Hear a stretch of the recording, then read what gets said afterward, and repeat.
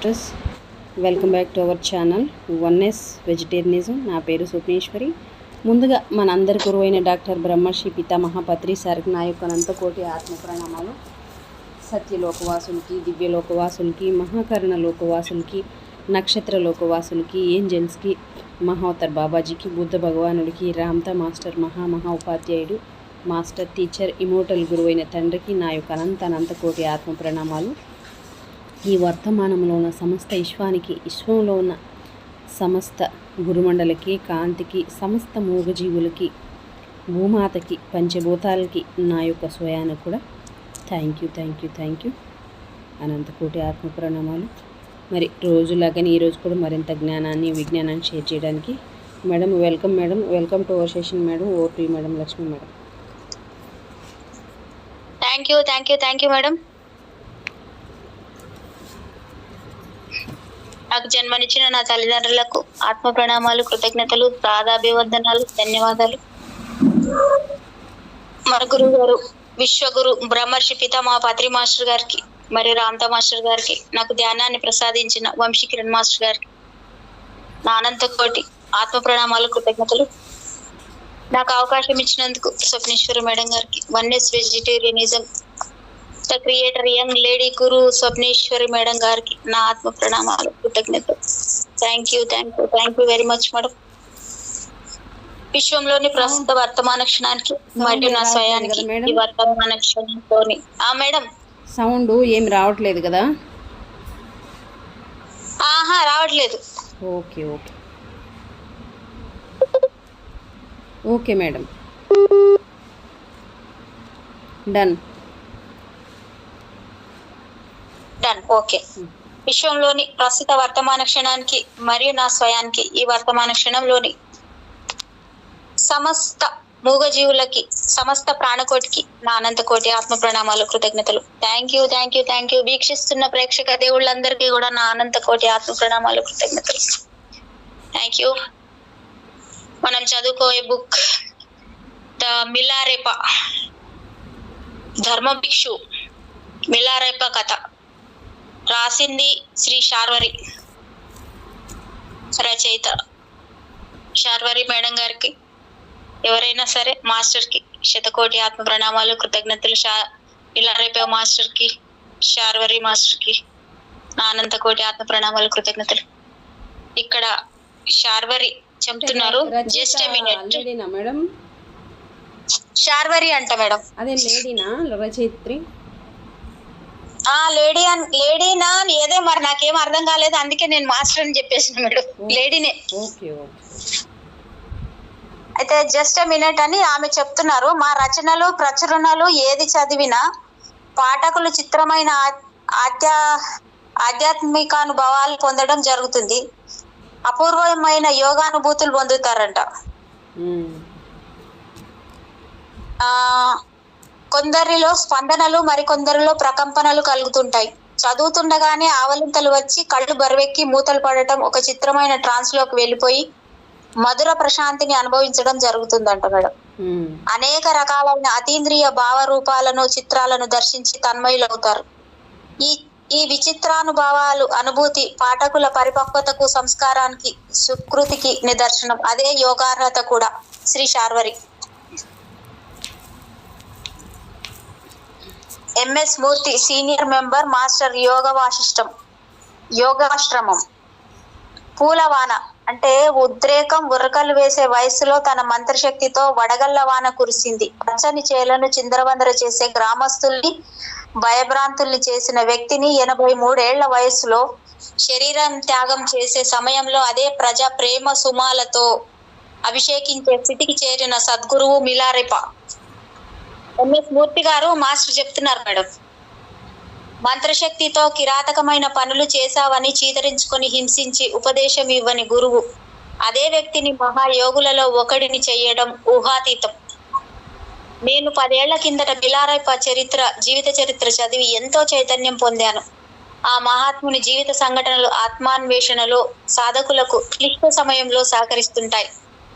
గురువుగారు మిలారేప జీవితం రాయటం మనసుకు, హృదయానికి చాలా ఆనందంగా ఉంది. ఇది మేడం గురువుగారు జెంట్సే మేడం. ఇది ఒక యోగి ప్రేమ కథ కావడం హర్షణీయం. భగవాన్ బుద్ధ నుండి మేడం బ్లావెట్స్కీ వరకు గురుగారు రాసిన మహాపురుషుల జీవిత కథల్లో మిలారెపా కథ చేరడం సాధకులు వారి జీవితాల్లోకి తొంగి చూడటానికి అవకాశం కలిగింది. వారి వారి జీవితాల్లోని సున్నిత విషయాలను అనుభవాలను అందించినట్లయింది. మిలారెపా ఆత్మ తన ప్రియ శిష్యునిలో ప్రవేశం చేసిన చెప్పుతున్న కథ ఇది. మిలారెపా ఆత్మ తన ప్రియ శిష్యునిలో ప్రవేశం చేసి చెప్పుకున్న ఆత్మకథ ఇది. గురుగారు ఆ పరంపరలోనే వారేనని నా విశ్వాసం. గౌతమ బుద్ధుని తర్వాత ఆయన ధ్యాన సూత్రాలు మహాముద్ర పేర రత్నమతికి, ఆయన నుండి బోధిసత్వులకు అందాయి. మన దేశంలో షావరి నుండి నాగార్జునకి, తర్వాత టిబెట్ లో మైత్రిక, తిలోప, నారోప, మార్పాలు అందిపుచ్చుకున్నారు. మిలారెపా గురు మార్ప మానవ వికాసానికి పరిణామానికి మహాముద్ర బోధనలు ఇప్పటికీ అందుతూనే ఉన్నాయి. మహాముద్ర పద్ధతిలో మాస్టర్ సివివి గారి యోగ పద్ధతి మహాముద్ర ధ్యానంలో ముఖ్యంగా 6 అంశాలు ఉన్నాయి. ఒకటోది don't recall, let go what has passed. రెండవది don't inquire, let go what may come. Madam ఏదో శబ్దం వస్తుంది.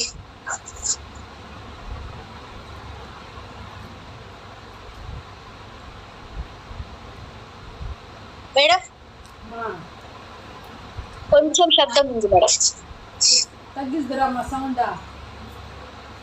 కొంచెం తగ్గించు, సౌండ్ వస్తుంది. ఏం మేడం సౌండ్ వస్తుందా? తగ్గించు. సౌండ్ వస్తుంది మేడం. సరే ఇప్పుడు లేదు మళ్ళీ. ఓకే, ఇంకుండదు. Okay madam. మహాముద్ర పద్ధతిలోని మాస్టర్ సివివి గారి యోగ పద్ధతి మహాముద్ర ధ్యానంలో ముఖ్యంగా 6 అంశాలున్నాయి. ఒకటో అంశం don't recall, let go what has passed. రెండవది don't inquire, let go what may come. Third one don't think, let go what is happening. Fourth one don't examine, don't try to figure anything out. Fifth one, don't control, don't try to make anything happen. Sixth one, rest, relax right now and rest. Madam ఈ బాగున్నాయి 6 points. మిలారెపా జీవితం చదవబోతున్నారు. ప్రేమతో చదవండి. సృష్టికి ఆకారమైన మహా చైతన్యం universal consciousness తో అనుసంధానమయ్యే సాధకులకు ప్రస్తుతము తాము ఏ స్థితిలో ఉన్నా సరైన స్థితికి చేర్చే సిద్ధం చేస్తుంది. ఎక్కడో దక్షిణ టిబెట్ లోని ఒక కుగ్రామంలో రైతు కుటుంబంలో పుట్టిన కుర్రాడిలో అందరిలో ఉండే ఆకాంక్షలు, అభినివేశాలు, రాగద్వేషాలు ఉంటాయి. సహజంగా తానేమిటి, తన మూలమేమిటి అని అన్వేషించే వారిలో ఏదో ఒక పాత్రలో తనను చూసుకోవచ్చు. చదువుతున్నంతసేపు భౌతిక మానసిక చైతన్యాలను మరిచి ఒక విధమైన తన్మయత్వం, తదాత్మత పొందగలుగుతారు. మన చైతన్యం మిలారెపా చైతన్యంలో ఒదిగిపోతుంది. తండ్రి మరణానంతరం ఆస్తి మొత్తం పినతండ్రి పిన్నమ్మల స్వాధీనం కాగా వారి ఈసడింపులకు గురై తల్లి చెల్లి కష్టాల పాలు కాగా తనలోని ఆత్మాభిమానం రెచ్చగొట్టి ప్రతీకారం చేయమని తల్లి పురమాయించుతుంది. అమ్మకిచ్చిన మాట కోసం, క్షుద్ర విద్య కోసం గురువును అన్వేషిస్తూ ఇల్లు విడిచి ఊరు విడిచి వెళ్ళిపోతాడు. మంత్ర సాధన సమయంలో మనిషిలోని బలహీనతలు పైకి వస్తాయి. ఆ విషయాలన్నీ కథలో కలిసిపోయి ఉంటాయి కనుక పాఠకులకు కొత్త అనిపించవు. వాటిలో విశ్లేషించి బయటకు లాగాలి. అస్థిరమైన మనసు ఎవరికైనా బలహీనంగా ఉంటుంది. సంకల్ప బలంతో దానిని ప్రేరేపించి బలమైన చిత్తంతో సంధానపరిచి లక్ష్యం సాధించడం మిలారెపా కథలో మొదటి భాగం. ఆ దుష్కృత్యాల వల్ల జరిగిన నష్టాలను చూచి ఆత్మ విచారణ చేసి చైతన్యం పొంది సన్మార్గంలోకి రావడం ఉత్తర కథ. మలినమైన మనస్సుతో సంకల్ప బలంతో ఏదైనా సాధించగలవని అహంభావంతో పరమ దారుణమైన స్థితిలో ఉన్న మనసుని స్వస్థితికి చేర్చి మరల సాధనకు ఎంత కష్టపడాలో ఈ కథ చదివితే తెలుస్తుంది. జీవితానికి అర్థం తెలియకుండా బ్రతకడమే అసలైన అజ్ఞానం. చైతన్యం లేకపోతే అగాధంలోంచి బయటపడే అవకాశం ఉండదు. ధ్యాన ప్రక్రియతో సాధన ద్వారా మనలోని చైతన్యాన్ని అనుభూతినిస్తూ శరీరానికి మనసుకి పరిమితమైన వ్యక్తిగత చేతనను మహా చైతన్యంతో జతపరచడం యోగ రహస్యం. ధ్యానానికి పరాకాష్ట మనలోని చైతన్యాన్ని గమనికతో వివృతం చేసుకుంటూ పోవడమే ధ్యాన లక్షణం. ఈ క్రియకు కొంతవరకు సహాయపడేదే మనసే అయినా తర్వాతది స్వీయ చైతన్యమే. అది అన్ని విధాలా ఆదుకుంటుంది. మొదటి దశలోనే అంటే మనసు సహాయం అవసరమైన దశలో భౌతిక బాహ్య గురువు సహాయ సహకారాలు అవసరం. ఈ విషయం మిలారేపా తన గురువు మార్పా కోసం రాతి భవనం నిర్మించిన కాలంలో గమనించవచ్చు. తర్వాత సాధన తీవ్రతరం అయినప్పుడు అంటే అంతర్చైతన్యం పైకొచ్చే స్థితిలో గురు చైతన్యం పర చైతన్యంతో కలిసిపోయి మహా చైతన్యంగా పరిణమిస్తుంది. కథ చివరన మిలారేపా అనేక కొండ గుహల్లో సాధన చేస్తూ పొందిన అనుభవాలు ఈ పరిణామాన్ని సూచిస్తాయి. తర్వాత ఆయన శిష్యులకు నా పద్ధతి అనుసరించండి అని చెబుతాడు. మొత్తం కథను హృదయపూర్వకంగా ప్రేమతో చదివితే మన సైకాలజీ మొత్తం అవగాహనకు అవుతుంది. ఎవాల్వ్మెంట్ ఆఫ్ కాన్షియస్నెస్ అర్థమవుతుంది. సత్యాన్వేషి సాధన ఎలా ఉండాలో మిలారేపా జీవితం నేర్పుతుంది. అటువంటి సాధకుని గురువు ఎలా ఉండాలో మార్పా ప్రవర్తన ప్రతిభ చెప్పకనే చెబుతాయి. మార్పా గారి అర్థాంగిలో యోగమాత దర్శనమిస్తుంది. గురువు ఆధ్యాత్మిక అవసరాలు తీరుస్తుంటే భౌతికమైన అవసరాలు గురుపత్ని తీరుస్తుంది. వారిది చిత్రమైన దాంపత్య యోగం. మార్పా లామా తన శిష్యుడైన మిలారేపాను తీర్చిదిద్దిన పద్ధతి మొదటి నుండి చిత్రంగా ఉంటుంది. కష్టం అనిపిస్తుంది, సానుభూతి కలిగిస్తుంది. మిలారేపాలో తాను ఆశించిన మార్పు రాని ప్రతిసారి గురువు పద్ధతి మారుస్తుంటాడు. అదే మార్పా ఏమో మిలాని తొలి ఇనివేషన్ సిద్ధం చేయడం కష్టమైంది. తద్వారా కడదాకా శిష్యుని హృదయంలో తానుండి నడిపించడం సద్గురు లక్షణం. తాను ఎందుకు అంత కష్టపడవలసి వచ్చిందో చివరి వరకు చెప్పడు. ఆరంభం నుండి గురు దంపతులు మిలారేపాను తను ఆధ్యాత్మిక పుత్రునిగా ప్రేమిస్తారు. వారిద్దరికీ తెలుసు ఆ కుర్రవాడిని మామూలు పద్ధతిలో దిద్దలేమని. అంచేత కష్టమైన పనులు అప్పగించి కర్మరహితుని చేస్తారు. అసలు శిష్యునిలో పట్టుదల లేకపోతే ఏ గురువు మాత్రం ఏం చేయగలడు? అందుచేత మిలారేపా కథ మన సాధకులందరికీ మార్గగామి. మిలారేపా అంతటి దీక్షాదక్షుడైన ఆయన గురువు మార్పా ఎంతటి వాడై ఉంటాడు? మార్పా 3 సార్లు భారతదేశం వచ్చి 18 సంవత్సరాలు గురు శిష్యుద్ధలు చేసి బౌద్ధ ధర్మాన్ని వంట పట్టించుకొని బౌద్ధ వాజ్మయాన్ని దాల్చి టిబెట్ చేరాడు. మార్పా సిద్ధయోగి మాత్రమే కాదు, గొప్ప వైజ్ఞానికుడు. సంసార పక్షంగా జీవిస్తూ మహాగురువైన మొదటి వ్యక్తి ఆయనేనేమో. ఒకసారి మిలారేపాను శిష్యులు అడిగారు, మేము మీలాగా బ్రహ్మచర్యం పాటిస్తూ సన్యాసి కావటం లేక మీ గురువు గారిలాగా సంసార పక్షంగా ఉంటూ బుద్ధిత్వం సాధించగలమా అని. మీ గురువులాగా మీరెందుకు పెళ్లి చేసుకోలేదని అడిగారు. మిలారేపా సమాధానం, కుందేలు సింహాన్ని అనుసరిస్తే సింహం కాదు. సంసార జీవితంలో నిస్వార్థంగా ఉండటం సాధ్యం కాదు. స్వార్థం బాంధవ్య బంధాలు లేకుండా జీవించగలిగితే అదే ఉత్తమమైన పద్ధతి. మార్పాకి తెలుసు మిలారేపా తనకు మించిన యోగి అని. ఏ గురువు తన శిష్యుల్ని పూర్తిగా తన మీద ఆధారపడనివ్వడు. మార్గం నిర్దేశిస్తాడు. స్వతంత్రంగా ఎదగడానికి వీలు కల్పిస్తాడు. సద్గురువు ఒకే పద్ధతి అనుసరించడు. శిష్యుల మానసిక స్థితులను బట్టి వారికి అనుకూలమైన పద్ధతులు నిర్దేశిస్తుంటాడు. మిలారేపా జీవిత కథలో ప్రతి సాధకుడు తనను తాను చూసుకోవచ్చు. మిలారేపా బోధన ఆత్మజ్ఞానం ఎవరికి వారు సాధించుకునేదే తప్ప ఒకరిచ్చేది కాదు. పూర్వజన్మల కర్మశేషాలన్నీ ఒక్క జన్మలోనే రహితం చేసుకునే జన్మరహితులం కావచ్చు. మాస్టర్ మిలారేపా సుస్వాగతం. ధర్మభిక్షు మిలారేపా కథ. ధర్మభిక్షు అంటే మిలారేపా పేరే ధర్మభిక్షు మేడం.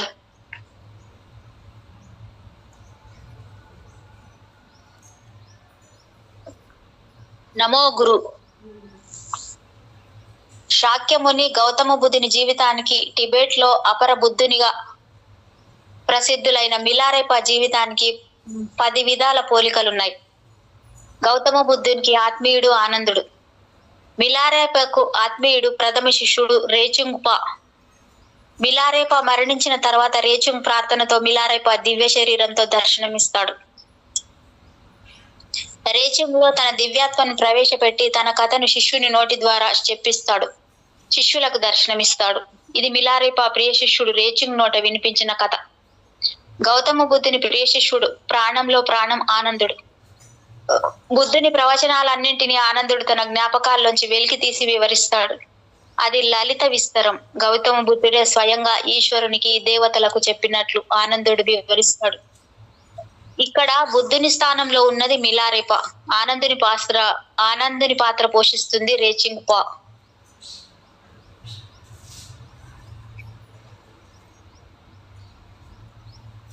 ఏట బుద్ధుడు నిర్యాణం చెందడం చారిత్రకం. 84వ ఏట మిలారేప నిర్యాణం చెందడం ఐతిహ్యం. నిర్యాణానికి ముందర బుద్ధుడు తన శిష్యులకు ఉద్దేశించిన తన నిర్యాణానంతరం సమాధి చేసి ఆ సమాధి పైన ఒక స్తూపం నిర్మించమని, అది భవిష్య కాలంలో బౌద్ధులకు పవిత్ర యాత్రా స్థలం అవుతుందని సూచిస్తాడు. ఆ స్తూపాన్ని దర్శించిన వారికి స్వర్గం ప్రాప్తిస్తుందని చెప్పాడు. కారణాంతరాల వల్ల బుద్ధుని అవశేషాలు, అస్థికలు 8 భాగాలు చేసి 8 మంది పంచుకున్నారు. చితాభస్మాన్ని ఒక పాత్రలో ఉంచారు. ఆ చితాభస్మాన్ని మరొక బృందం దక్కించుకుంది. చితాభస్మాన్ని భద్రపరిచిన పాత్రను మరొక బృందం చేజిక్కించుకుంది. అలా మొత్తము మీద 10 చోట్ల బౌద్ధ స్తూపాలు నిర్మాణం జరిగింది. బుద్ధుని నిర్యాణానంతరం శిష్యులకు బౌద్ధం పైన నమ్మకం తగ్గింది. బౌద్ధ ధర్మం పట్ల విశ్వాసం సన్నగిల్లింది. భగవాన్ భౌతికంగా లేరు కదా, మందలించే వారెవరు?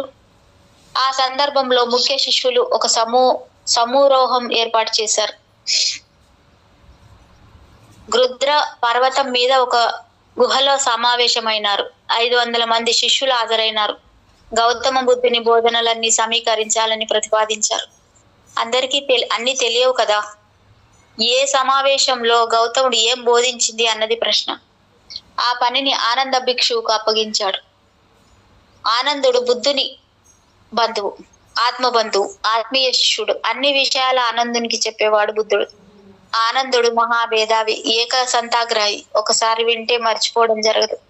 అక్షరాక్షరం పునరుద్ధరించగలడు. పూసగుచ్చినట్లు చెప్పేవాడు. నేను విన్నంత వరకు, జ్ఞాపకం ఉన్నంత వరకు అంటూ చెప్పేవాడు. అది ఆనాటి సాంప్రదాయం. మిలారేప విషయంలో రేచుంగ్ అదే సాంప్రదాయాన్ని అనుసరించాడు. టిబెట్ వారు మిలారేపాను అపర బుద్ధుడిగా ఆరాధించారు. బుద్ధుని మరొక జన్మ మిలారేప అని వారి విశ్వాసం. మిలారేప జీవిత కథను మొదట సంపాదించిన వాడు సాంగ్ యాన్ హే మాకే. ఆయన అదే పద్ధతి అనుసరించాడు. నేను విన్నదాన్ని బట్టి అని ప్రారంభించాడు. టిబెట్ వారికి అసలు గౌతమ బుద్ధుడు తెలియదు. వారి దృష్టిలో మిలారేపాయే బుద్ధుడు.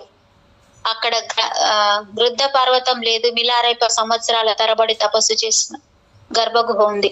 అది వారికి పవిత్ర యాత్రా స్థలం. మిలారేప శిష్యులు, అభిమానులంతా టిబెట్ వారే. భారతదేశం నుండి బుద్ధ ధర్మాన్ని టిబెట్ చేర్చిన వాడు మార్పాలామా. బౌద్ధ తంత్రాన్ని టిబెట్ కు పరిచయం చేసిన వాడు పద్మసంభవుడు. టిబెట్ బౌద్ధుడు పద్మసంభవుని అపర బుద్ధునిగా ఆరాధిస్తారు. తర్వాత కాలంలో మిలారేప టిబెట్ బుద్ధుడిగా వాసికెక్కాడు. మిలారేప భారతదేశం రాలేదు. బౌద్ధ ధర్మం అధ్యయనం చేయలేదు. ఆయన గురువు మార్పా తన జీవిత కాలంలో 3 సార్లు భారత్ దర్శించి బౌద్ధ వాజ్మయాన్ని అనువదించి టిబెట్ తీసుకెళ్లాడు. మిలారేప మార్పా శిష్యుడే అయిన స్వతంత్ర యోగి, ఆత్మ సన్యాసి అయినాడు. మహాయానంలో ఒక ఆచారం ఉంది. నిర్యాణానంతరం బుద్ధుని గురించి చెప్పేటప్పుడు బోధిసత్వునిగా పేర్కొంటూ గత జన్మల కథలు ఏకరువు పెడతారు. మిలారేప ప్రధాన శిష్యుడు రేచుంగ్పా యథార్థ సంఘటనలు కాస్త మార్చివేసే స్వభావం. యథార్థ సంఘటనలు కలల వంటివి అంటాడు. ఆయన కలలో స్వర్గం చేరుతాడు. అది బుద్ధియాన అనే డాకినీ లోకం. అక్కడ అంతా తాంత్రికమే. వాయవ్య భారతంలో బుద్ధియాన అనే ప్రదేశం ఒకటి ఉంది. అది పద్మసంభవుడు జన్మభూమి. అక్కడ రేచుంపా అక్షోభ్య అనే గురువు వద్ద తంత్ర సాధన చేస్తాడు. శాక్యముని వలె అక్షోభ్య బౌద్ధ గురువుల కథలు చెప్తుంటాడు. అలా చెప్పిన కథలలో మిలారేప జీవిత కథ ఒకటి. 7వ శతాబ్దం వరకు టిబెట్ దేశానికి బౌద్ధం తెలియదు. అప్పుడైనా జనంలోకి బౌద్ధం వెళ్ళింది లేదు. రాజప్రసాదాలకు పరిమితం. 10వ శతాబ్దంలో ఒక టిబెట్ రాజు ఒక యువకుని భారతదేశం పంపాడు. బౌద్ధ ధర్మం నేర్చుకు రమ్మని 17 సంవత్సరాల వయసులో వెళ్ళిన ఆ యువకుడు మరో 17 సంవత్సరాలు భారత్లోనే ఉన్నాడు. తర్వాత ఒక బెంగాలీ సన్యాసి అలీషా 1042వ టిబెట్ వెళ్లి బౌద్ధం ప్రచారం చేశాడు. ఆ తర్వాత మార్పా 3 సార్లు భారత్ లో పర్యటించి బౌద్ధ విజ్ఞానం మొత్తము టిబెట్ కు తరలించాడు. మార్పా లామా శిష్యుడే మిలారెపా. 7వ శతాబ్దంలో భారత్ లో పర్యటించిన చైనా యాత్రికుడు హ్యూయన్ సాంగ్ 6 సంవత్సరాల పాటు భారత్ లోనే ఉండి బౌద్ధ సాహిత్యాన్ని, ధర్మాన్ని అధ్యయనం చేశాడు. అందుచేత చైనా బౌద్ధంపై హ్యూయన్ సాంగ్ ప్రభావం ఉంటుంది. భారత్ లోని బౌద్ధానికి చైనా, టిబెట్ దేశాల బౌద్ధానికి చాలా తేడాలున్నాయి. మిలారెపా తర్వాత టిబెట్ లో బౌద్ధం బాగా ప్రచారమైంది. 1042 తర్వాత ముస్లిం దండయాత్రల వల్ల భారతదేశంలో బౌద్ధారామాలు, బౌద్ధ విద్యా కేంద్రాలు నశించాయి. అప్పటి నుండి టిబెట్ కేంద్రమైంది. బౌద్ధాన్ని తనలో దాచుకుంది. హీనయాన, మహాయాన, వజ్రయానాలు గౌతమ బుద్ధుని బోధనలకు ఉపశాఖలయ్యాయి. మిలారెపా గురువు మార్పా గురువు నారోపా సిద్ధయోగి. వారి ప్రమేయంతోనే తంత్రం బౌద్ధంలో ప్రవేశించి వజ్రయానం రూపుదిద్దుకుంది.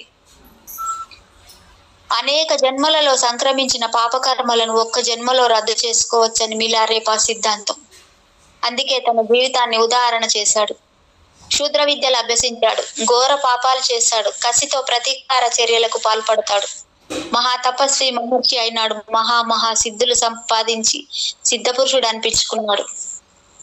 మిలారెపాది ప్రధానంగా బోధిసత్వ సంప్రదాయం. మొదట తాంత్రిక విద్యల పట్ల మొగ్గు చూపిన తర్వాత వాటిని వర్ణించి జ్ఞాని అయినాడు. టిబెట్ బౌద్ధంలోని ఉత్పత్తి క్రమ పద్ధతికి ఆయన మూల పురుషుడు. సాధకుడు తననే బుద్ధునిగా భావించి సాధన చేయడం దాని విధానం. తర్వాత నిష్పన్న క్రమ మార్గం ఎన్నుకొని చివరికి మహాముద్రతో స్థితుడైనాడు. మహాముద్ర సర్వ స్వతంత్ర ధ్యాన యోగ మార్గం. ఒక గురువుపై పూర్ణ విశ్వాసం ఉంచి గురువుపై ధారణ చేస్తే చాలు. అదే మిలారెపా విశ్వాసము పద్ధతి. మిలారెపా జననము దక్షిణ టిబెట్ లో నేపాల్ సరిహద్దులోని యాంగ్సా అనే గ్రామం. అతని పూర్వీకులు సంచార జాతి. వారిలో యాంగ్సా జాన్ పేరున్న మంత్రవేత్త, భూతవైద్యుడు. దయ్యాలు, భూతాలు అతని చేతి కీలుబొమ్మలు. ఒకసారి ఒక భూతం ఆవహించిన వ్యక్తి విలవిల్లాడుతూ మిలా నన్ను క్షమించు అని అరిచి స్రోదప్పి పడిపోయాడట. ఆ తర్వాత మిలారెపా జన్మించాడు. దాంతో మిలారెపా కారణ జన్ముడని, దైవాంశ కలవాడని నమ్మకం కలిగింది. మిలారెపా మరణం తర్వాత అతని సిద్ధులు లోకానికి వెల్లడైనాయి. గౌతమ బుద్ధుడు విషాహారం తిని చనిపోయాడు. అలాగే మిలారెపాపై విష ప్రయోగం జరిగింది. ఒక కుటిల మాత ప్రవక్త ఒక నర్తకిని పంపి మిలారెపాపై విష ప్రయోగం చేయించాడు.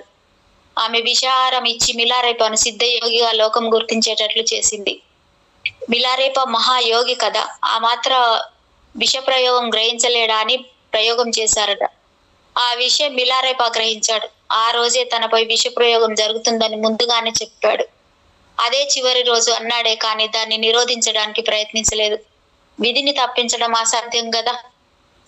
బుద్ధుని వలె మిలారెపాకు దహన సంస్కారం చేయ తలపెడితే ఎప్పటికీ అగ్ని రగలలేదు. అవసాన సమయంలో శిష్యుడు రేచుంగ్పా దగ్గర లేడు. అతను తిరిగి వచ్చే వరకు అగ్నిదేవుడు సహకరించలేదు.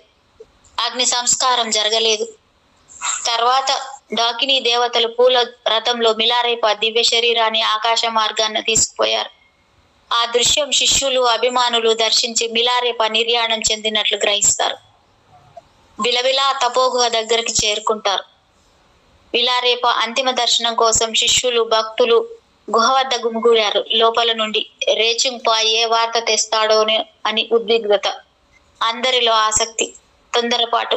రేచుంగ్ బయటకొచ్చి బాధగా, దిగులుగా అందరి వైపు చూసి తల వంచుకున్నాడు.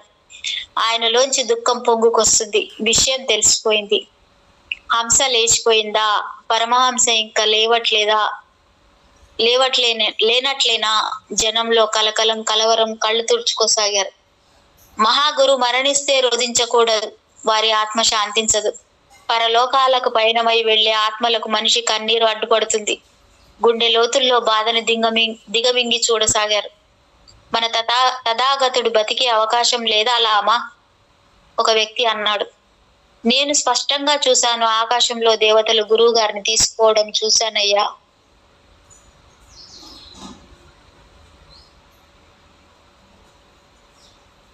మరొకరు అన్నారు, నేను బయట పడుకొని ఉన్నాను, అనుకోకుండా ఆకాశం వైపు చూశాను. ఆశ్చర్యం. లామా మిలారేపా పద్మాసనంలో కనిపించారు. ఎంత కాంతితో అలా వెళ్ళిపోవడం చూశాను.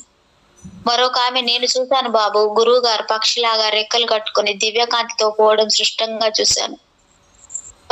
చూశాను. మరొకరు, నేను చూసినప్పుడు వెల్లికలా పడుకుని స్వర్గం వైపు చూస్తున్నారు. గురువు గారు పోయారని అప్పుడే అనిపించింది. దర్శనార్థం వచ్చిన వారు రకరకాల అనుభవాలు చెప్పసాగారు. మిలారేపా గురించి ఎవ్వరికి తెలిసింది వారు చెప్పసాగారు. రేచింప అందరిని నిశ్శబ్దంగా ఉండమని ఆజ్ఞ చేశాడు. అందరూ శ్రద్ధగా చెవులు రిక్కించారు. మనందరి బుద్ధదేవుడు స్వయం సిద్ధుడైన మన గురుదేవుల అంతిమ సందేశం విందాం. నిశ్శబ్దంగా ఉండండి. జనంలో గుసగుసలు. అంటే లామా ఇంకా బ్రతికే ఉన్నట్ట? ఎవరో విషం పెట్టి చంపారని చెప్పుకోసాగారు. విషం పెట్టి చంపితే తన యోగశక్తి తిరిగి బ్రతికి రావచ్చు కదా. గురువు కాస్త నీరసంగా ఉన్నారు, ఓపిక పట్టండి. జనంలో ఒక వ్యక్తి, గురువు గారికి విషం పెట్టి చంపారట, నిజమా? ఎవరా పని చేసింది? ఎవరో నర్తకి అట, మరెవరో ప్రలోభ పెట్టి చంపించారు కదా మేడం. ఆ ఆయన యోగి కాబట్టి గురువు కాబట్టి నడిచే దైవం కాబట్టి అన్నీ తెలిసిన ఊరుకుంటాడు. కదా, అదే యాక్సెప్టెన్సీ అంటారు. ఆయనకి తెలుసా? అదెట్టా తెలీదు, ఆయనకేం తెలుసు? ఆయన ఎలా ఇదే అందరూ అంటున్నారు. ఆయనకి మరి ఇన్ని తెలుసు కదా, అది ఎందుకు తెలీదు, ఎలాగ చూడాలా అని అంటే అదే చెప్తారు. అన్నీ ఉన్నమ్మా, అణిగి మనకి ఉంటే ఏమి లేనమ్మా, ఎగిరెగిరి పడుతుంది అన్నట్టు. ఎగిరెగిరి పడుతుందని అట్లా జ్ఞానం కాబట్టి జ్ఞానం ఉంటే ఓకే, ఏదైనా నేను యాక్సెప్ట్ చేస్తాను. లేదనుకో, జ్ఞానం లేనప్పుడు ఏం చేస్తావు? వ్యక్తిత్వంతో ఉన్నప్పుడు ఎగిరి పడతారు. ప్రతిదానికి చూసిన ప్రతిదానికి నేను తానానా అంటే తందానా అంటారు, అంతే కదా. అది వ్యక్తిత్వం. ఇప్పుడు అక్కడ ఏంటంటే ఆయన యాక్సెప్ట్ చేసిండు, తనకు వస్తుంది, జరిగేది ఆయనకు తెలుస్తుంది, అన్నిటిని యాక్సెప్ట్ చేసేసారు. అదే అందరూ ఆయనే అసలు ఎంతమంది ఓషో గారు కానీ అసలు మహానుభావులు అదే కదా చెప్పారు. తండ్రి ఏం చెప్పాడు? ఈ మహా గురువులందరికీ అలాగే చంపేశారు కదా, చంపేశారు. ఎంతమందిని చంపేశారు, విషం పెట్టి చంపేశారు. స్వామి విషం పెట్టి ఎందుకు మేడం ఇట్లా విషం పెట్టి స్వార్థం? ఎందుకు ఇంత స్వార్థం? నాకు అర్థం కాదు. స్వామి దయానంద సరస్వతిని కూడా అట్లాగే చంపేశారండి, విషం పెట్టి చంపేశారు.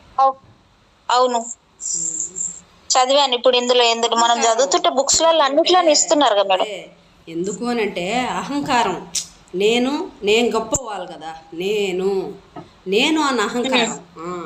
ఇక్కడ అహంకారం, అదే అహంకారం పెళ్ళి బుక్కే కదా అలా అవుతుంది. ఇక్కడ నేను ఎక్కడికి వచ్చాను, నేనేం చేస్తున్నాను, నేను ఇలా ఉండాలా కాదు. ఇక్కడికి వచ్చినా కూడా నేను అంటే నేను అనే దాంట్లో నుంచి బయటపడలేరు మేడం. నిజంగా అసలు నేను అనేది తీసేస్తే గానీ ముందుకు రారు. అదే ఎవరికి నష్టపోతారో అనేది కాదు. నువ్వంటే నాకేంటి, నాకు తెలుసు, నువ్వు ఒకటంటే నేను 10 అంటా, నేను రెడీగా ఉన్నాను అనుకో. మన అదే అవతల వాళ్ళు ఏం చేస్తారంటే చూడాలి, వీళ్ళు ఏంటో చూడాలని చెప్పి గురువు ఆ దైవము ఒక చిన్న రాయి వేస్తుంది. రాయి వేస్తే ఆ పక్క రియాక్షన్ ఏంటి తెలియాలి కదా.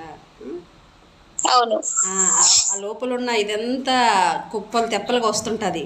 ఆ అజ్ఞానం, అహంకారం అంతా లేచి అట్లా వస్తుంటుంది కదా. అంతే ఏదైనా తగ్గకపోతే పోయేది ఎవరికి అది తెలియదు. మనకి నష్టం కదా, మనం తగ్గకపోతే మనకే నష్టం అవుతుంది. అక్కడ జరిగేది అదే కదా. జనంలో గుసగుసలు. అంటే కంటిన్యూ చేస్తాం మేడం.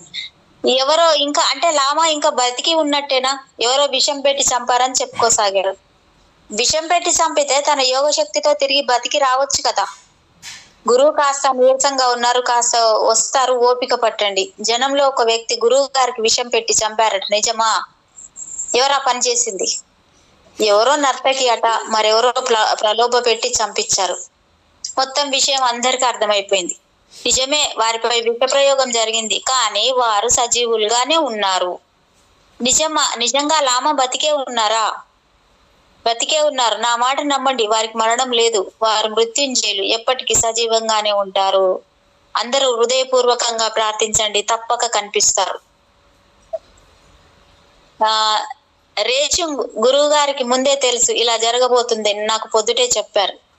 విధి విలాసం జరగవలసింది జరగక మానదు. విధిని ఎవ్వరూ తప్పించుకోలేరు. మహర్షులైనా మరణించక తప్పదు, ఎవరైనా భౌతిక శరీరం వదలక తప్పదు. అంతలో గుహలోంచి వెలుగు ప్రవాహంగా బయటకొచ్చింది. చీకటి గుహ వెలుగుతో నిండింది. ఆ కాంతి ప్రవాహం వచ్చి రేచుంగ్ పక్కన ఘనీభవించింది. క్రమంగా ఒక వృద్ధమూర్తి రూపం ధరించింది. అది మిలారేప అందరికి ఆశీర్వదించాడు. రేచుంగ్ దుఃఖంతో తప్పుకుపోవాలని ప్రయత్నించగా మిలారేప అతని చేయి పట్టి ఆపాడు.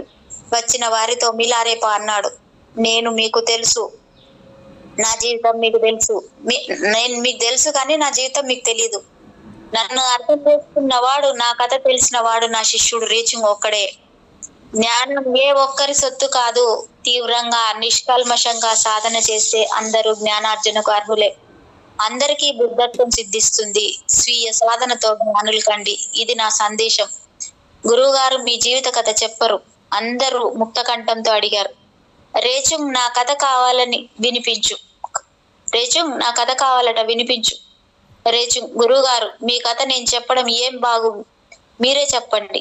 మిలారేప, నాకు వ్యవధి లేదయ్యా, మీరంతా ప్రార్థించారని తిరిగి వచ్చాను. నా ప్రజ్ఞ నీలో ప్రవేశిస్తుందిలే. మొదలుపెట్టి చెప్పు. నీవు చెప్పినా నేను చెప్పినట్లే నా కథ చెప్పు. దిశ మారింది. మనం లేచిపోదామా?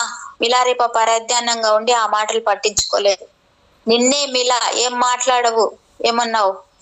మనిషివి ఇక్కడ, మనసు ఎక్కడ? నిష్ఠూరంగా అంది జేసి ఈడొచ్చిన పిల్ల మిలారేపాను ఇష్టపడుతున్న కుర్రది, కలవారి అమ్మాయి. వెన్న కలిపిన టీ కప్పు అతని చేతికిస్తూ సుతారంగా చూసింది. పక్కనే కూర్చొని చేతికి చేయి కలిపి అడిగింది, మనం లేచిపోదామా? పోయి పెళ్లి చేసుకుందాం, ఎక్కడైనా హాయిగా ఉందాం, సరేనా అని రెట్టించింది. టీ తాగుతూ ఆమె కళ్ళలోకి భయంగా చూశాడు మిలారేప. ఎందుకు అన్నాడు. ఎందుకేంటి? నన్ను పెళ్లి చేసుకోవడం నీకు ఇష్టం లేదా చెప్పు. నువ్వంటే నాకు చాలా ఇష్టం, కానీ లేచిపోవడం ఇష్టం లేదు అన్నాడు. కాట్మండు వెళ్ళిపోదాం, అక్కడ తెలిసిన వాళ్ళు ఉండరు, హాయిగా బతుకుదాం మిలా. హాయి బతుకు అంటూ మిలా తల అడ్డంగా ఊపాడు. మన పెద్దవాళ్ళకి ఇష్టం లేదుగా, నీకు డబ్బులు లేవని, వాళ్ళకి అభ్యంతరం, డబ్బులు సంపద లేవని. చిన్నప్పుడు ఒప్పుకున్న వాళ్లే ఇప్పుడు అంతస్తులు చూస్తున్నారు. ఏం చేద్దాం మరి?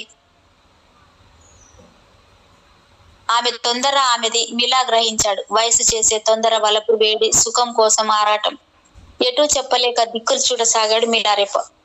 జెసి వయసు 14, మిలా వయసు 16. మేడం చూడండి ఎలా ఉందో. ఇరుగు పొరుగు వారు, కలిసి పెరిగిన వారు, కలిసి జీవించాలనుకున్నవారు. పెద్దవాళ్లను వదిలిపోవడం మంచిది కాదు. అంతేగా 16, 14. పెద్దవాళ్ళని వదిలి వెళ్ళిపోవడం మంచిది కాదు. వీళ్ళ కథ ప్రేమ కథ. జెసి వాళ్ళ ఇష్టం కాదని బతకడం కష్టం కదా, బేలగా చెప్పాడు అన్నాడు మిలారేప. అమ్మాయి అలిగి బుంగమూతి పెట్టింది. పచ్చని బంగారం ఛాయ పిల్ల. పెద్దలు కాదంటే లేచిపోదామనే నిశ్చయానికి వచ్చిన వయ్యారి. మిలారేప సమాధానం సందిగ్ధం ఆమెకు కన్నీళ్లు తెప్పించాయి. ఒకప్పుడు మిలారేప కుటుంబం బాగా ఉన్నవారు, జమీందారుల్లా బతికారు. తండ్రి మరణం తర్వాత నిరుపేదలైనారు. జెసి వాళ్ళ కుటుంబం ఒకప్పుడు పేదవారు, ఇప్పుడు ధనవంతులు. అంతరాలు మారాయి. వారు వీరైనారు, వీరు వారైనారు. వారి ప్రేమ వారది, బీటలు వారింది. మిలారేప తండ్రి డోర్జీ ఆ ప్రాంతంలో పెద్ద మోతుబరి రైతు. ఆయన అకస్మాత్తుగా చనిపోవడంతో భార్య పిల్లలు అనాథలైనారు. అసలు కారణం డోర్జీ చనిపోతూ తన ఆస్తులను, పొలాలను తన తమ్ముని బాధ్యతకు ఇచ్చిపోయాడు. మిలా పెద్దవాడై బాధ్యతలు చేపట్టే వరకు తన తమ్ముడే రక్షకుడు అన్నాడు. కొందరు మనుషులు డబ్బు రాగానే మారిపోతారు, బాంధవ్యాలను మర్చిపోతారు. అన్నగారి ఆస్తిపై పెత్తనం చేతికి చిక్కగానే అతని బుద్ధి మార్గం పట్టింది. వారి ఇల్లు, పొలాలు, సొమ్ములపై పెత్తనం రాగానే తను ధనికుడైపోయాడు. వదిన గారిని వారి పిల్లల్ని అవమానం చేశాడు. పొలాల్లో కూలి పనికి వదిన గారిని పంపాడు. పిల్లలకు సరైన తిండి పెట్టేవాడు కాదు. తినడానికి తిండి, కట్టడానికి బట్టలు లేక అవస్థలు పడ్డారు. హీనంగా బతకవలసిన పరిస్థితి దాపురించింది. బాగా బతికి చెడ్డ కుటుంబం కదా అని ఇరుగు పొరుగు వారు సాయం చేయాలని ఉన్న డోర్జీ తమ్ముడు, అతని భార్య నోటికి జడిసి ఊరుకున్నారు. ఆ సందర్భంలో జేసీ ప్రేమ పురాణం మొదలుపెట్టింది. బిలారేప గుండె గుబేలుమంది. అవునని చెప్పలేడు, కాదని అనలేడు. ఆమె కళ్ళలోకి బేలగా చూశాడు. ఆమె కళ్ళు కవ్విస్తున్నాయి. యవ్వనం బుదకొడుతుంది. శరీరం వంపులు తిరిగి ఉంది. వంపులు కవ్వించాయి. సన్నటి మెడ, ముద్దెచ్చే పెదాలు. ఒక్కసారి జేసీని కావలించుకున్నాడు. ఆమె కోపంతో దూరంగా జరిగింది. జేసీ అన్నది, మీ అమ్మగారి ఆక్రోశం అందరికీ తెలిసిందే. మనిషికి అంతటి అసూయ, ద్వేషం పనికి రావంటాడు మన లామగారు. ప్రతీకారం అసలు మంచిది కాదట. ఏం డబ్బు లేకపోతే ఆనందంగా జీవించలేమా? పేదవాళ్ళు సుఖంగా ఆనందంగా బతకడం లేదా? మీ అమ్మగారి కోపం తగ్గేదెప్పుడు? మనం పెళ్లి చేసుకునేదెప్పుడు? జెస్సీ తరచు లామా ఇంటికి వెళ్లి మంచి మాటలు చెప్పించుకుంటుంది. లామా అంటే మిలారేప తల్లికి ఇష్టం ఉండదు. ఎందుకో కోపము, భయము. అతను మంచివాడు కాదని ఆమె అభిప్రాయం. చాలా సార్లు జెస్సీని హెచ్చరించింది. అతను మంచివాడు కాదు, జెస్సీ వెళ్ళకు అని. కానీ జెస్సీ దృష్టిలో అతను మంచివాడు. అక్కడికి మిలారేప వెళ్ళడు. జెస్సీ వెళ్ళడం మానుకోదు. మిలారేప తరపున తానే వెళ్లి లామాను సంప్రదిస్తుంది. పైగా మిలారేప సందిగ్ధంలో పడ్డాడు. తల్లి మాటలు వినడమా, లామా సలహా పాటించటమా? ఏది మంచిది? జెస్సీకున్న ధైర్యం, ఆత్మవిశ్వాసం తనకు లేవని స్పష్టంగా తెలుస్తుంది. ఆమెలో తెంపరితనం, తెగువ, స్వతంత్రం ఉన్నాయి. అయిన వాళ్ళందరినీ వదిలి లక్ష్యాన్ని చేరుకోవాలన్న పట్టుదల ఉంది. అది తనకు లేదు. ఆమె అందానికి ఉందాతనం అదనంగా గర్వం కలిగించింది. కానీ తన పరిస్థితి వేరు. తనకున్న బాధ్యతలు వేరు. అవసరానికి ఆడవాళ్లు మగవాళ్ల కంటే ఎక్కువ త్యాగం చేస్తారేమో. తనకన్నా ఆమె ఎక్కువ డబ్బు ఉంది. కానీ ప్రేమ విషయంలో అన్నింటినీ వదిలి త్యాగానికి సిద్ధపడ్డది. దరిద్రాన్ని భరించడానికి సిద్ధమైంది. అందుకే ఎన్నటికీ స్త్రీ మనసు పురుషుడికి అర్థం కాదు. ఎవరి జీవితం వారిది, ఎవరి పరిస్థితి వారిది, మనస్థితి వారిది. ఎంతగా ప్రేమించుకున్నా ఎవరి వ్యక్తిగత జీవితం వారిదే. ఇప్పుడు తనే ఇంటికి పెద్ద. ఆస్తిపాస్తులు మిగలకపోయినా తండ్రి మరణంతో అవమానాలు మిగిలాయి. కుటుంబ గౌరవ మర్యాదలు డబ్బును బట్టే మారుతుంటాయి. కొండ కింద పల్లెల్లో ఒక విందు జరిగింది. ఎవరింట్లోనో పెళ్లి. విందుకు చుట్టుపక్కల ఊళ్ళ పెద్ద మనుషులంతా వచ్చారు. తను వెళ్ళాడు. తనకు ఇప్పుడు డబ్బు లేకపోయినా గతించిన వైభవానికి వారసుడిగా పెద్దగా గౌరవించారు. ప్రధాన అతిథి గౌరవం ఇచ్చి తప్ప తాగించారు. తనకు పెద్దగా తాగటం అలవాట్లేదు. అయినా 10 మందిలో తాగడం గౌరవం. పీకల మోయ తాగాడు. నృత్యం చేశాడు. అందరితో కలిసి చిందు వేశాడు. రచ్చ చేశాడు. అర్ధరాత్రి సమయంలో పాడుతూ తూలుతూ ఇంటికి చేరాడు. తన ఇంటిని తానే గుర్తించలేకపోయాడు. అమ్మ తన కోసం ఎదురు చూస్తుంది గుమ్మంలో నిలబడి. ఉన్న దరిద్రానికి తోడు ఈ తాగుడు దరిద్రం కూడానా? నీ వయస్సు ఎంత? ఈ తాగుడేమిటి అని దుడ్డు కర్రతో బాధింది. అది నిషా దిగిపోయింది. మమ్మల్ని ఉద్ధరిస్తావనుకుంటే ఇదా నీ నిర్వాకం అని తిట్టిపోసింది. ఆ క్షణంలోనే తనకు వైరాగ్యం కలిగింది. ఎవరిని ఉద్ధరిస్తారు? షాంగ్ ప్రాంతంలో గొప్ప గొప్ప తాంత్రికులున్నారని విన్నాను. అక్కడికి వెళ్ళు. ఎంతకాలమైనా ఉండు. విద్యలు నేర్చుకొని రా. మీ చిన్నాన్న పిన్నమ్మల ఆట కట్టించు. మన కుటుంబం పరువు నిలుపు అని ఆజ్ఞాపించిందమ్మ. తన వద్ద మాట తీసుకుంది. ఆ రోజే తన గమ్యం మారింది. తన దిశ మారింది. ఇప్పుడు తనకు జేసీ ప్రేమ ముఖ్యం కాదు. పెళ్లి అంతకన్నా కాదు. పగ, ప్రతీకారం అనే ప్రధానం. నీవు ఆ పని చేయకపోతే ఉరిపోసుకు చేస్తా అని బెదిరించింది తల్లి. జెస్సీని చూస్తుంటే ప్రేమ కలటం లేదు, రోత పుడుతుంది. మనిషికి లక్ష్యం ముందు, తర్వాతే ప్రేమ దోమ. జెస్సీని చూస్తే లోగడ ఉద్రేకం కలిగేది. ఇప్పుడు అలాంటి ఉద్రేకం లేదు. తప్పు తనది కాదు, పరిస్థితుల ప్రభావం. మనిషి పరిస్థితులకు బానిస, ఉద్రేకాలకు బానిస. ప్రేమ, పగ ఏది ముఖ్యం తనకు? జెస్సీ కోరినట్లు ఆమెతో లేచిపోతే ప్రేమించినట్ల? తన ఆలోచనలో ఉండగానే జెస్సీ తనను గట్టిగా కౌగిలించుకొని ముద్దు పెట్టుకుంది. ఏదో అనుభూతి, ఆరాటం నిగ్రహించుకొని దూరంగా జరిగాడు. ఒక క్షణం నిగ్రహం కోల్పోయినట్లయితే ఏం జరిగేది? బుద్ధి వద్దని చెప్తుంది ఇక్కడ. జెసి మరింతగా ఉద్రేకం పొందుతుంది. మగవాడిని వశపరుచుకోవడానికి ఉద్రేకింపజేయడం ఒకటే మార్గం అన్నట్లు తొందరపడుతుంది. ఏకమైపోవాలని ఆరాటం. మిలా నన్ను కాదనకు, ఒకే ఒక్కసారి ఎక్కడికైనా పోయి బతుకుదాం. నీవు కాదంటే నేను బతకలేను మిలా. నువ్వు నేను లేను అంది. అయ్యో. మిలా భయంతో కంగారు పడ్డాడు. రేపు లామా దగ్గర రహస్యంగా పెళ్లి చేసుకుందాం.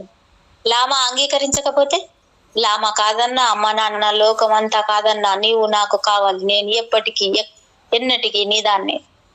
మా అమ్మకు మాటిచ్చాను చేసి, ఒక పని చేస్తానని మాటిచ్చాను. చిన్నాన్న పిన్నమ్మలపై ప్రతీకారం తీర్చుకుంటానని మాటిచ్చాను. ఆ తర్వాతనే మన పెళ్లి. ప్రేమ. అమ్మ అమ్మ అమ్మ ఏమిటి మిలా? మీ అమ్మ దైన్యానికి ఎవరు కారణం? మీ చిన్నాన్న పిన్నమ్మ కాదు, ఆమె గారి అహంకారం కారణం. ఆస్తి పోయింది, పోతేనే అందరూ డబ్బు గలవారే ఉన్నారా? డబ్బులోనే సుఖం ఉందా? పేదవాళ్ళు సుఖపడటం లేదా? మేము నిన్న మొన్నటి వరకు పేదవాళ్లమే కదా. ఇప్పుడు నిన్నే ప్రేమిస్తున్నాను మిలా. ప్రేమకు ధనం ముఖ్యం కాదు, హృదయం. నా హృదయం నిన్ను ఇష్టపడుతుంది. మీ పగలు ప్రతీకారాలకు మన ప్రేమ బలి చేయకు మిలా. ప్రేమించు వారు ద్వేషించరు. జెసి ఇలా అంత ఆరిందాన్లా మాట్లాడగలదని మిలా ఊహించలేదు. తనకు అందనంత ఎత్తుగా ఎదిగిపోయింది లామా గారి బోధనల మహత్యం. తనకిచ్చిన మాట తప్పితే చస్తానని బెదిరిస్తుంది అమ్మ అన్నాడు.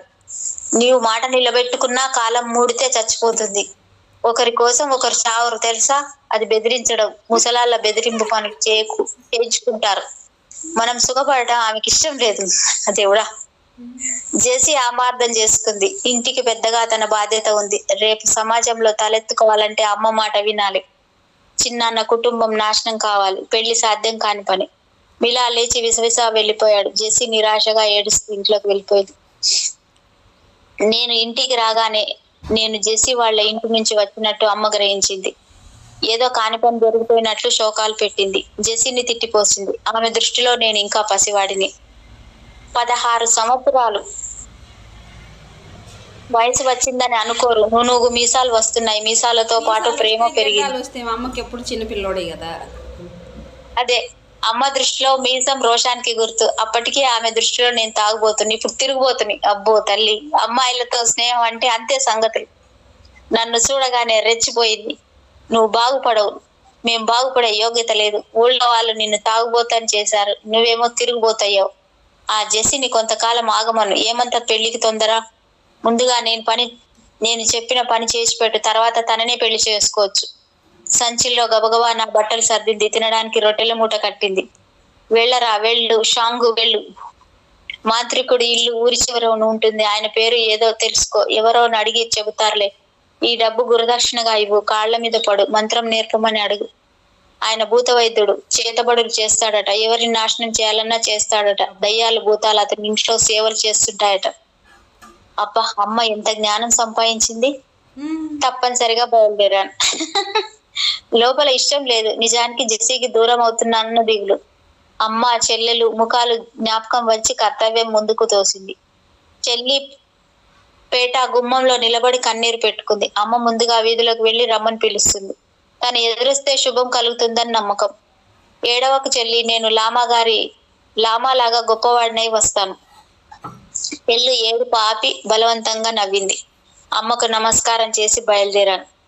అదే కడసారి చూపు అవుతుందని తెలియదు. విధి ఎటు నడిపిస్తుందో ఎవరికీ తెలియదు. మనిషి ఏమవుతాడో తనకే తెలియదు. బయలుదేరడం వరకే మన ఎరుక, తర్వాత అంతా విధి నడక. నిజంగా మనిషిని విధి నడిపిస్తుందా? మనిషి మనసు భగవంతునికే తెలియదేమో. గుమ్మం దాటి బయటపడ్డాను. ఎంతెంత దూరం! యాంగ్ దిశగా నడక సాగించాను. అంతా పర్వత మార్గం. ఎక్కుడు దిగుడు, అరణ్యాలు, బాట లేదు. సన్నటి కాలిబాట. వచ్చిపోయే జనం అస్సలు కనిపించడం లేదు. ఒంటరిగా ప్రయాణం భయంకరం. ఏదైనా యాక్ బండి ఎదురుగా వస్తే పక్కన గుండెల్లో దిగడం లేదా గోండెక్కడం. అంతా బురద. బండి వెళ్లే వరకు ఆగి నడవడం. అన్ని ఎదురుగా వచ్చే బళ్లే గాని అటుగా వెళ్లే బళ్లే కనిపించలేదు. యాంగ్ వైపు వెళ్లే బండి వస్తే బాగుండు. ఒకసారి కాలు జారి పక్కన గుంటలో పడ్డాను. చెయ్యి మోకాలు దోక్కుపోయాయి. ఇంకా నయం బురదలో పడ్డాను కాదు, కట్టుకున్న బట్టలు పాడైపోయేవి. పడ్డప్పుడు చెయ్యి విరగలేదు, కానీ నొప్పి. గాయమైన చోట అరచేత్తో నొక్కి పెట్టాను.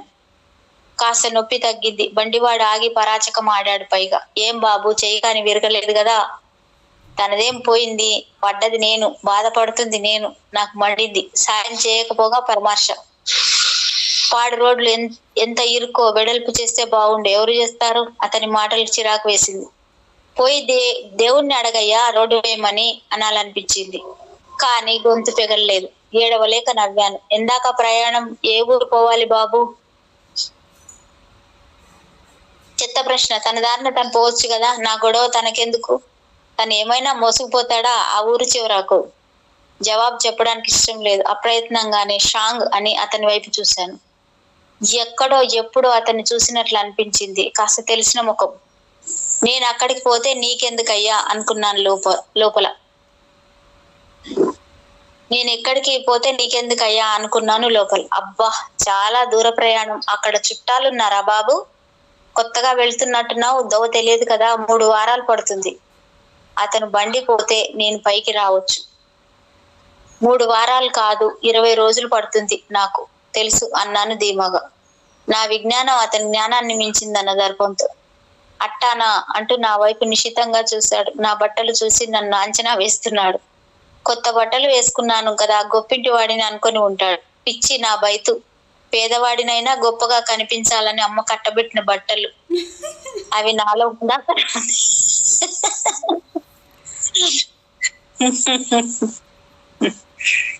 అంతే కదా. ఎప్పుడు ఇటుగా వెళ్ళలేదు. పిచ్చి నా బైతు అంటాడు. బట్టలు చూసి వేసుకున్న వేషధారణ చూసి మనుషులు లెక్క కడతారు కదా జనాలు. అదే మరి, అంతే కదా మేడం. ఎప్పుడు ఇటుగా వెళ్ళలేదా బాబు? మొదటిసారి ప్రయాణమా? అతని వైపు చిరాగ్గా చూశాను. మాటలు చెప్పకపోతే చెయ్యి ఆసరాగా అందించొచ్చు కదా, గుంటలో పడ్డవాడిని పైకి లాగొచ్చు కదా. నా చూపులు తట్టుకోలేక అతని కళ్ళు విచ్చుకున్నాయి. విశాలంగా ఉన్నాయి. మనిషి భారీ శరీరం, అయితే దిబ్బమొహం, పైగా మొరటు మనిషి. అతను ఎవరో అప్పుడు గుర్తొచ్చింది. ఆ మధ్య జరిగిన విందులో చూశాను. నన్ను గౌరవించి అతి గారాభం చేసి పీకల దాకా తాగించిన గనుడు. నేను తాగి తందనాలు ఆడటానికి అతనే కారణం. అమ్మ చేత దెబ్బలు తినడానికి, ఈ ప్రయాణానికి అతనే కారణం. నాలో కోపం ఉవ్వెత్తున పొంగింది. నువ్వు మిలారైపోవు కదూ. తను నన్ను గుర్తించాడు, నవ్వాడు. ఆనాడు విందులో మందులో పెద్దరికం ఆయనదే. నన్ను అతిగా గౌరవించి నా కొంప ముంచింది అతగాడి ప్రేమ. నాలో ఏదో ఆకర్షణ ఉందన్నాడు. అదృష్టవంతుడని తెగ పొగిడాడు. ఏమి అదృష్టం? ఇంటికి వెళ్లేసరికి అంత వీరత్వం నీరసించింది. తెల్లవారేసరికి ఈ ప్రయాణం. ఆ విందులోని చిందులే నా ప్రాణం మీదకి తెచ్చాయి. అదే కసిగా చెప్పాను. ఏమో, మీ అమ్మగారి కోపం వచ్చిందా అడిగాడు. కోపం అని నెమ్మదిగా ఉన్నాడు. నా వీపు మీద కర్ర విరిగింది. నిజానికి అతన్ని చూస్తే కోపం వచ్చినా ఏమీ అనబుద్ధి కాలేదు. ఆ రోజు నీకు మందు కాస్త ఎక్కువైంది బాబు. మీ ఇంటి పరిస్థితి అలా ఉన్నప్పుడు తాగి ఉండవలసింది కాదు. అట్టానా? అయిపోయిందిగా, దాని విషయం ఇప్పుడు ఎందుకులేండి. ఒక విధంగా మంచి జరిగింది. అవునవును, ఒక చెడు ఒక మంచికి దారి చూపిస్తుంది. అంటే నన్ను గుర్తించావన్నమాట. మీ కుటుంబం ఏదో కష్టాల్లో ఉంది, నేను సాయం చేయనా? వద్దండి, ఒక పని మీద షాంగ్ వెళ్తున్నాను, వెనక్కి తిరిగి రాను.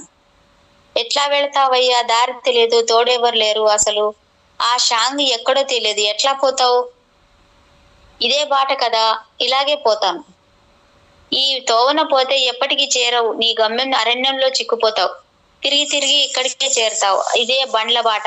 షాంగ్ వెళ్లే దగ్గర మార్గం ఉంది. ఆ బాట బాగుంటుంది, పైగా దగ్గర. చెప్పండి. దూరంగా అడవిని చూపిస్తూ అన్నాడు. ఆ కనిపించే అడవి మధ్యగా ఉంది బాట. ఆ అడవి దారిన పోతే 4 రోజులు ప్రయాణం తగ్గుతుంది. పైగా శ్రమ లేకుండా వెళ్ళగలవు. అమ్మో, అడవిలో ప్రయాణమా? నేను ఎప్పుడు అడవి దారిలో వెళ్ళలేదు. పాములు పులులు ఉంటాయి అడవుల్లో, నాకు భయం అన్నాను. భయం అనేది మన మనసులో ఉంటుంది, అడవిలో ఉండదయ్యా. ఈ బాట నీవు భయపడేంత భయంకరం కాదు. ఏ జంతువులు నేర్చుకో మేడం. భయం అనేది బయట మనసులో ఉంటుంది. నేర్చుకో. అబ్బా, బలి చెప్పాడు దేవుడా. అదే పెద్ద బలి చెప్పాడు చూడండి. భయం అనేది బయటలేదు అని మనసులో ఉందని భలే చెప్పాడు. భయం అనేది మనసులో ఉంది, బయట లేదు కదా. బయట లేదు. అమ్మో, అడవిలో ప్రయాణమా? నేను ఎప్పుడు అడవి దారిలో వెళ్ళలేదు. పాములు పుల్లు ఉంటాయి అడవిలో, నాకు భయం అండి అన్నాడు. భయం అనేది మన మనసులో ఉంటుంది, అడవిలో ఉండదయ్యా. ఈ బాట నీకు భయపడేంత భయంకరం కాదు. ఏ జంతువులు నీ జోలికి రావు, నీకు అడ్డు నిలవవు. వాటిని చూసి మనం భయపడతాం, మనల్ని అవి భయపెట్టవు. వాటికి అసలు భయం తెలియదు. నీవు భయాన్ని మర్చిపోయి ముందుకు నడు. నువ్వు ఈ త్రోవన వెళ్ళవా అడిగాను. ఒక్కసారి కాదు, 4 సార్లు వెళ్ళానయ్యా. 2 సార్లు టూకు, 2 సార్లు షాంగుకు వెళ్ళాను. సూకంట. మీరు సూలో ఉంటారా? లేదు, నేను ఉండేది షాంగ్ దగ్గర. అప్పుడప్పుడు స్టూకి వెళ్తాను. నాకు తొందరగా దగ్గర బాటలో వెళ్ళాలనిపించింది. పైకి లే చెబుతాను. గుంటలోంచి పైకి వచ్చాను. బండి దగ్గరకు వెళ్ళాను. ఆయన బండి దిగకుండా టీవీగా నా వైపు చూశాడు. ఆయన చూపులు నా చూపులు కలిశాయి. అడవి జంతువుల రక్షణ కోసం చూస్తాయి గనక మనకు అపకారం చెయ్యవు. వాటి జోలికి వెళితే ఊరుకోవు. ఉత్తినే ఎవరికి అపకారం చెయ్యవు. మనుషుల్లాగా చిరుతలు కూడా అంతే. బాగా ఆకలి వేస్తే తప్ప జంతువుల్ని వేటాడవు. మంచి ఆకలి మీద ఉంటే గాని చిరుత మనిషిని చంపదు. చిరుతకు మనిషి మాంసం రుచించదు బాబు అన్నవ్వాడు. అంటే అడవి జంతువులు మన జోలికి రావంటారా? పెద్ద ఆయన పకపక నవ్వి అన్నాడు. ఒక్కసారి ఏమైందంటే అడవిలో ఒక ఖడ్గమృగం ఎదురైంది నాకు. అది నా వైపు క్రూరంగా చూసింది. నా దగ్గరగా వచ్చింది. నా ఒళ్ళు చల్లబడ్డది, కాళ్ళు చల్లబడ్డాయి. గమ్మత్తుగా నా వెన్నులో చలి మొదలైంది. ఒంట్లో కోపం తగ్గిపోయింది. ఆ చలి పేరే భయం. ఖడ్గమృగం నా వణుకు గమనించి అది భయపడి పారిపోయింది తెలుసా? ఆసక్తిగా అడిగాను. అప్పుడు మీరేం చేశారు? ఏం చేస్తానయ్యా, పరిగెత్తి ఓ చెట్టు ఎక్కాను. అలాంటి అనుభవాలు నా జీవితంలో చాలా ఉన్నాయిలే. జీవితం కదా, ఉంటాయి. మనిషి అనుభవాల కోసం బతుకుతుంటాడు కదా. పరధ్యాసలో పడి సమాధానం చెప్పలేదు నేను. ఆయన అన్నాడు. అబ్బాయి, భయాన్ని దగ్గరకు రానియకయ్యా. ఏ ఇబ్బంది ఉండదు. భయపడని వాడు జీవితంలో దేన్నైనా సాధిస్తాడయ్యా. భయపడేవాడు ఏదీ సాధించలేడు. బాటసారికి భయమే ప్రథమ శత్రువు. మనం అందరం జీవిత బాటలో బాటసారులమే కదా. నా మాట విని ఈ బాటనే వెళ్ళు. దారి తప్పే అవసరం కలగదు. వెళ్ళిరా బాబు, శుభం. ఆయన బండి అటుగా బయలుదేరింది. నేను ఇటుగా నడక సాగించాను. పెద్ద ఆయన చూపిన దారిలో 1 గంటలోపే అడవిలోకి వచ్చాను. పెద్ద పెద్ద చెట్లు మధ్యన సన్నటి దారి. ఈ దారి వెంట పోతే 4 రోజుల ప్రయాణం తగ్గుతుంది. అవును, మనిషి సుఖాన్ని కాంక్షిస్తాడు. అనవసరంగా శ్రమపడడానికి ఇష్టపడాడు. కానీ ఒంటరిగా ప్రయాణించాలంటే బెరుగ్గా ఉంది. కాలు ముందుకు పడటం లేదు. వద్దన్నా భయం వేస్తుంది. భయాన్ని వదలడం ఎలాగా? పెద్ద ఆయన చెప్పినంత సులభం కాదేమో భయాన్ని జయించడం. చెప్పడానికేం, బండి బాటను వెళితే ఏదో ఒక బండి షాంగ్ వెళుతూ కనిపించేది కదా. బండిలో వెడితే నడక తప్పేది. బండి వాడి తోడు దొరికేది. అడవి దారంట కాసేపు అలా గబగబా నడిచాను. ఆ పైన కీకారణ్యం, నాలో కంగారు. ప్రతి అడుగు ఆచితూచి వేయవలసి వచ్చింది. అంతటా నిశ్శబ్దం. నిశ్శబ్దాన్ని చీల్చుతూ అరణ్య రోదన, దూరం నుండి గాలి సవ్వడులు. షాంగులో కలుసుకుపోయే బేతాళ మాంత్రికుడు ఎలా ఉంటాడో అది నా ఆలోచన. అతని గురించి చాలా కథలు విన్నాను. ఆయన ఏ రూపమైనా ధరించగలడట. ఎలా గుర్తించడం? పిల్లి, కుక్క, నక్క, పక్షి రూపంలో ఉంటే ఎట్లా తెలుస్తాడు? ఎందుకు అవతారాలు? ఎవరు తనను గుర్తించే వీలు లేకుండా రక్షించుకోవడానిక? మహాశక్తివంతుడికి అంత భయమా? అంత పెరిగితనమా? మారు వేషాలు వేయటం అంటే ఆత్మవిశ్వాసం లేదని కదా. లేదా ఇతరులు మోసం చేయడానికి కావచ్చు. ఇతరుల్ని మోసం చేయడానికి కూడా కావచ్చు. తానే తుఫాన్గా మారి బీభత్సం సృష్టిస్తాడట.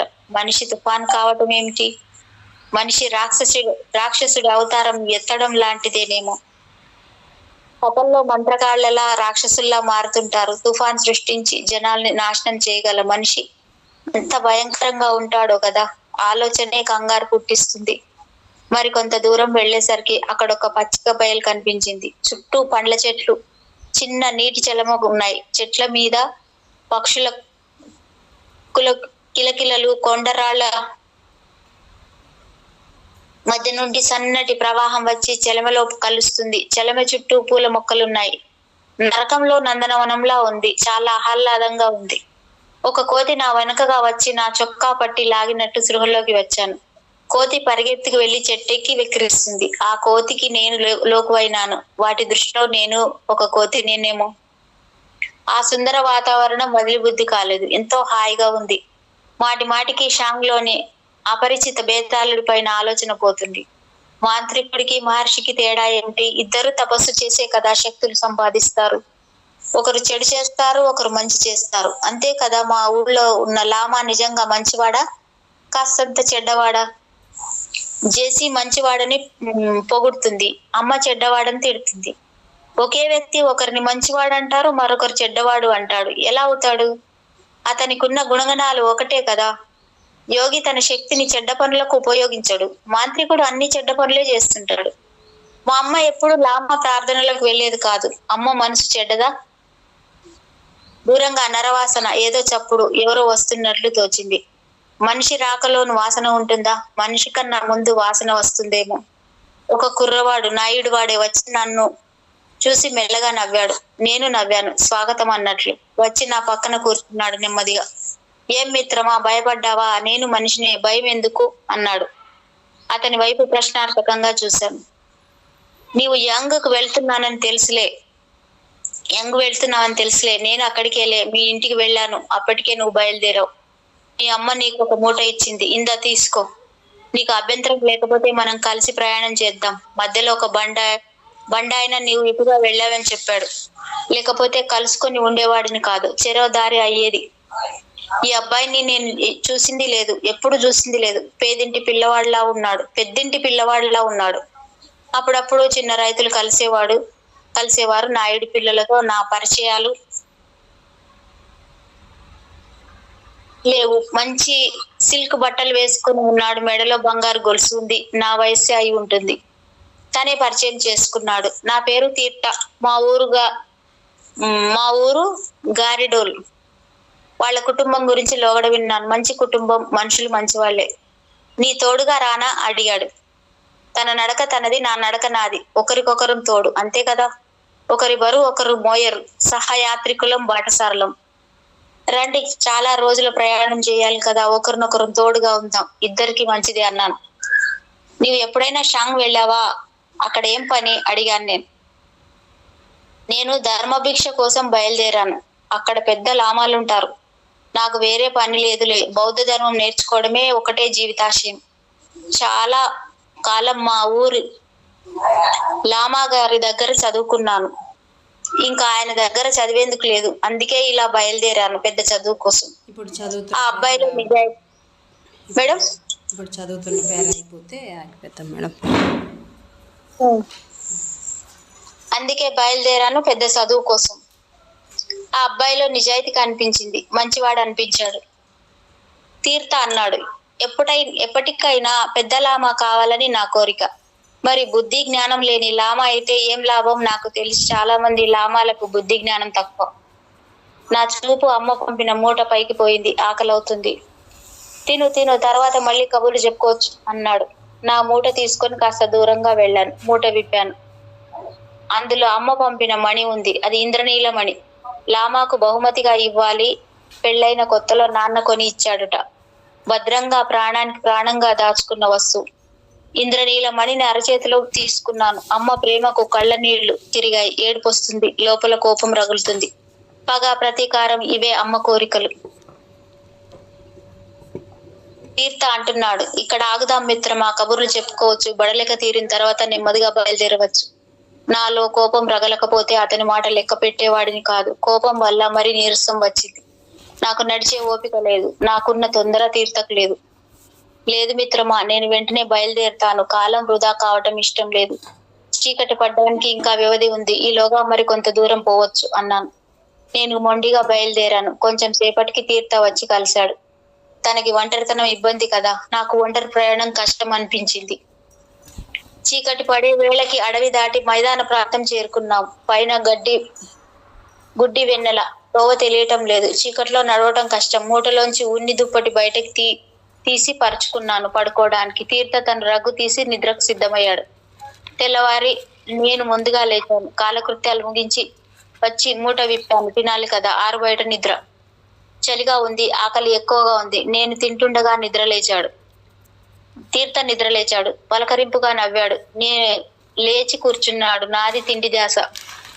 నీ మూట కట్టేయి మిత్రమా, నా దగ్గర మంచి భోజనం ఉంది, ఇది అయిపోయిన తర్వాత నీ మూట ఇప్పవచ్చు అన్నాడు తీర్థ. పాపం మంచివాడే అనిపించింది. తల ఊపాను, తనకేదో మహోపకారం చేస్తున్నట్టు. మా నాయన వేటాడిపించాడు నా కోసం అన్నాడు తీర్థ. నువ్వు వేటాడతావా? నాకు వేటంటే భయం అన్నాను. నాకు భయమేలే, అసలు చంపడం మహాపాపం కదా, అహింస పరమో ధర్మ అన్నాడు బుద్ధుడు. నాకు బౌద్ధం అంటే ఇష్టం. తీర్థ రొట్టెలు బయటకు తీసి ఇచ్చాడు. చెల్లెలు చేసింది. నీకు ఒక చెల్లెలు ఉందా? నాకు ఒక చెల్లి ఉంది. ఉంది మిత్రమా, చాలా అందంగా ఉంటుంది, తెలివిగలది, బాగా వంట చేస్తుంది కూడా. నా కళ్ళలో పేట మెదిలింది. నేను బయలుదేరినప్పుడు తలుపు చాటున దాగి ఏడ్చింది. తీర్థ నాలాగా యవ్వనంలో ప్రవేశిస్తున్నవాడు, నునుగు మీసాలవాడు, కుర్రవాడు. తనకి సంసార బాధ్యతలు లేవు. డబ్బు కలవారి బిడ్డ, కష్టపడాల్సిన పని లేదు. నాకేమో కష్టపడకపోతే గడవదు. రేపు అమ్మని చెల్లిని పోషించాలి, సుఖ పెట్టాలి. తనకు నాకు చాలా తేడా. మా కుటుంబం గురించి చుట్టుపట్ల వాళ్ళ చాలా ఊళ్ళకి తెలుసు. జనం మా పట్ల జాలి చూపిస్తారని తీర్థ ఊహించగలడు. నాకు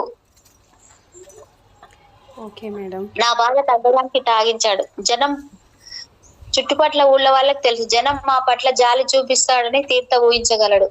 నా బాధ తగ్గడానికి తాగించారు. ఇప్పుడు తాగించిన వాళ్లే నన్ను తాగుబోతు అన్నారు. నేను తాగుబోతుని కాదు, మంచివాడిని అనిపించుకోవాలి.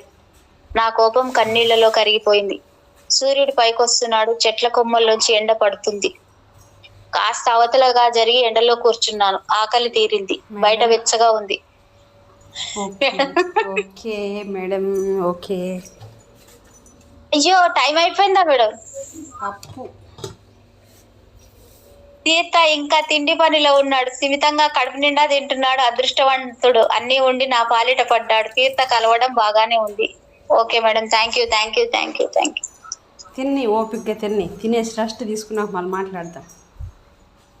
రేపటి వరకు తింటుంటారు మేడం వాళ్ళు. అంతే. ఎస్, రేపటి వరకు ఈ తింటూ ఉండండి మిలారేపా గురువు గారు. అంతే. Thank you.